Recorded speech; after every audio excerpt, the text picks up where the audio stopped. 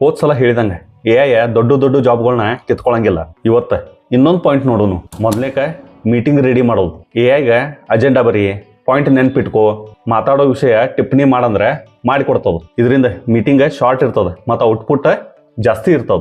ಎರಡನೇಕ decision support. ನಾವು ಒಬ್ಬರ ಯೋಚನೆ ಮಾಡಿದ್ರೆ ಎಮೋಷನ್ ಜಾಸ್ತಿ ಇರ್ತದ. ಅದನ್ನ AI ಸರಿ ತಪ್ಪ ರಿಸ್ಕ್ ಬ್ಯಾರೆ ಆಪ್ಷನ್ ಎಲ್ಲ ತೋರಿಸ್ತದ. ಆದ್ರೆ ಫೈನಲ್ ಡಿಸಿಷನ್ ಮನ್ಚಂದ ಅಂದ್ರೆ ಎಲ್ಲ ಕ್ಲಿಯರ್ ಆಗ್ತದ. ಮೂರನೇಕ ಲರ್ನಿಂಗ್ ಫಾಸ್ಟ್ ಆಗೋದು. ಹೊಸ ಸ್ಕಿಲ್ ಕಲಿಬೇಕಂದ್ರೆ ನಾವು ಯೂಟ್ಯೂಬ್ ಗೂಗಲ್ ಬ್ಲಾಗ್ ನೋಡೋದ್ರಿಂದ ಟೈಮ್ ವೇಸ್ಟ್ ಆಗ್ತದ. ಅದನ್ನ AI ಸಿಂಪಲ್ ಆಗಿ ಕಲಿಸಂದ್ರೆ ಮನ್ಷನ್ ಲೆವೆಲ್ ನೋಡಿ ಕಲಿಸ್ತದ. ಇನ್ನೊಂದು ಇಂಪಾರ್ಟೆಂಟ್ ಏನಂದ್ರೆ ಕಮ್ಯುನಿಕೇಶನ್ ಕ್ಲಾರಿಟಿ.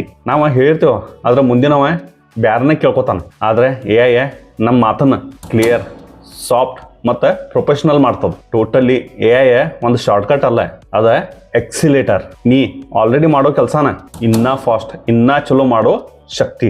AI ಯೂಸ್ ಮಾಡವ ಲೇಜಿ ಅಲ್ಲ, AI ಯೂಸ್ ಮಾಡವ ಸ್ಮಾರ್ಟ್.